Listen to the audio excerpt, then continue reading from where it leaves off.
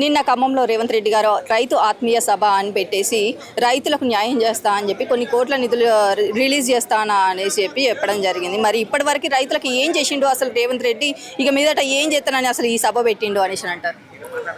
చాలా సంతోషం అండి రైతుల కోసం. ఎందుకంటే మనం ఎక్కువ భారతదేశం అనేది రైతు ఆధారిత ఇండస్ట్రీ. ఎక్కువ రైతులు వ్యవసాయం మీద ఆధారపడుతున్నారు. మిగతా కంట్రీస్లో ఒకప్పుడు అమెరికా కూడా 95% వరకు రైతుల మీద ఆధారపడదు. ఇప్పుడు 1% 2%కి వచ్చేసింది అది.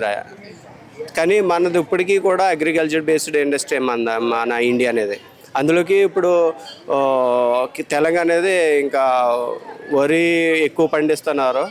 వరి తర్వాత మిగతా పంటలు ప్రత్తి మొక్కజొన్న చెరుకు ఇవి తర్వాత. కాకపోతే వరి అనేది మొన్న కళ్ళాల్లో తడిసిపోయి చాలా రైతులు ఇబ్బంది పడి పంట గిట్టుబాటు దొరక్క, సపోర్టింగ్ ప్రైస్ దొరక్క, ఇవ్వక, గవర్నమెంట్ ఆదుకోక చాలా ఇబ్బంది పడ్డారు రైతులు.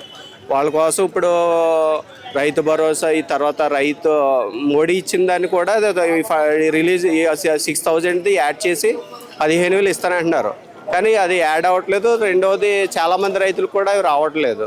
రైతులను ఆదుకోవాల్సింది చాలా. అందులోకి ఈ సంవత్సరం మరీ ముఖ్యంగా ఈ సంవత్సరం వర్షాలు తక్కువ.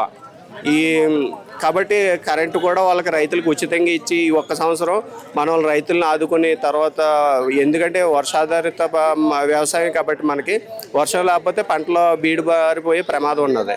కాబట్టి సోలార్ పంపు సెట్లు పెంచుకోవడం, కేంద్రం నుంచి వచ్చే నిధులను ఉపయోగించుకొని, సబ్సిడీలను ఉపయోగించుకొని, అదేవిధంగా ఉచిత కరెంటు ఈ సంవత్సరం రైతులకు ఇస్తే కనుక వ్యవసాయం పెరుగుతుంది. లేకపోతే 10% 15% పడిపోయే పరిస్థితి ఉన్నది వర్షాభావం వల్ల అనే సైంటిస్టులు చెప్తున్నారు.